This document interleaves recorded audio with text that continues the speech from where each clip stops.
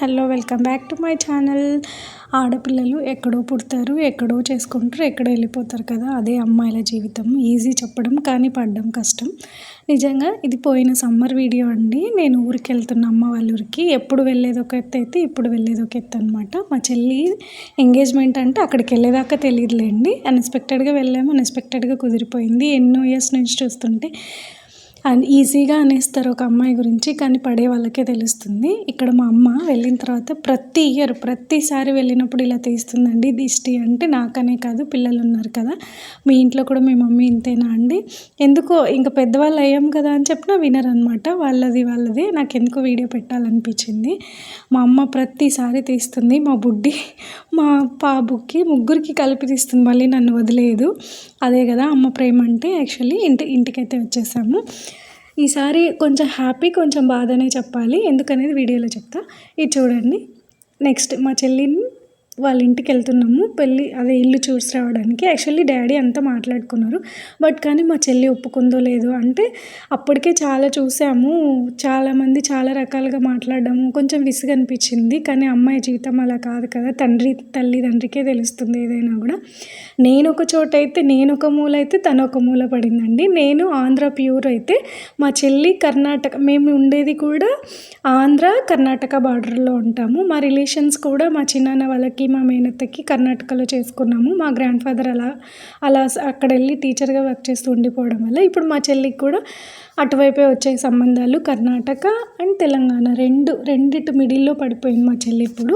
But అమ్మ వాళ్ళకి దగ్గర ఉంటుంది, తను ఏమీ అది అనమాట హ్యాపీ. ఇది వచ్చేసి కృష్ణ అనమాట, రిజర్వాయర్. వాళ్ళ ఇంటికి వెళ్ళి చూసేసి వస్తున్నాం. ఎక్కడో తిరిగితే పక్కనే ఉన్నట్టు, ఎక్కడెక్కడో తిరిగితే మా మరిది అక్కడే పక్కనే ఉన్నారండి. యాక్చువల్లీ మేము పెళ్లి భోజనాలు అని నాన్న చెప్పాడు, కానీ మాకు ఎందుకో కొంచెం భయంగా ఉండింది నాకు మా వారికి. బట్ వెళ్ళాము, చూసాము, అంతా బాగా జరిగింది. ఇది బ్రిడ్జ్ అనమాట, ఆంధ్ర కర్ణాటక బ్రిడ్జ్. అంటే తెలంగాణ అనమాట. ఇటువైపు మా ఇల్లు ఎట్లా అంటే, మాది వచ్చేసి ప్యూర్ ఆంధ్ర కర్ణాటక బార్డర్ అయితే, అవతల తెలంగాణ కర్ణాటక బార్డర్ అనమాట. అట్లా పడింది మా సిస్టర్ వచ్చేసి. నెక్స్ట్ ఇంకా 1 వీకే వెళ్ళాము, మాట్లాడుకున్నాము, అంతా ఓకే అయింది. కట్న కానుకలు అన్నీ ఓకే అయ్యాక నెక్స్ట్ ఇంక ఎంగేజ్మెంట్ 1 వీకే పెట్టుకున్నాం. యాక్చువల్లీ 3 డేస్కే అన్నారు, బట్ మా ఇంట్లో జాబ్ హోల్డర్స్, వాళ్ళ ఇంట్లో కూడా, బట్ రావడానికి కష్టమవుతుంది అనేసి 1 వీక్ పెట్టుకున్నాం అనమాట. ఇక్కడ అదే హడావిడి.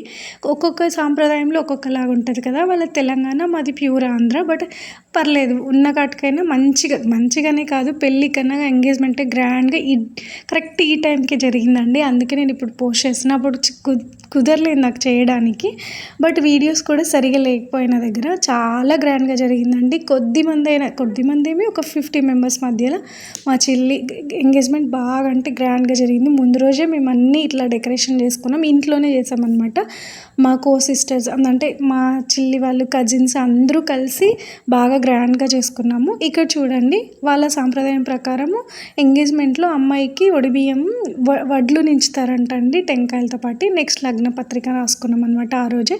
ఇంకోటి ఏంటంటే వెండి పెడతారండి. ఇందాక మీరు చూసినట్టు వెండి పెడతారు, ఎందుకంటే వెండి మంచిదనేసి. ఎంత గోల్డ్ ఉన్నా కూడా వెండి ముట్టిస్తారు అమ్మాయికి ఫస్ట్ అనమాట. అదే వాళ్ళ ఆడపడుచు మా వదిన గారు మా చెల్లికి వెండి కాల్పట్టీలు వేయడం జరిగింది. నెక్స్ట్ మేము అబ్బాయికి తీసుకున్న రింగ్ అండి. Thank you. Please subscribe my channel.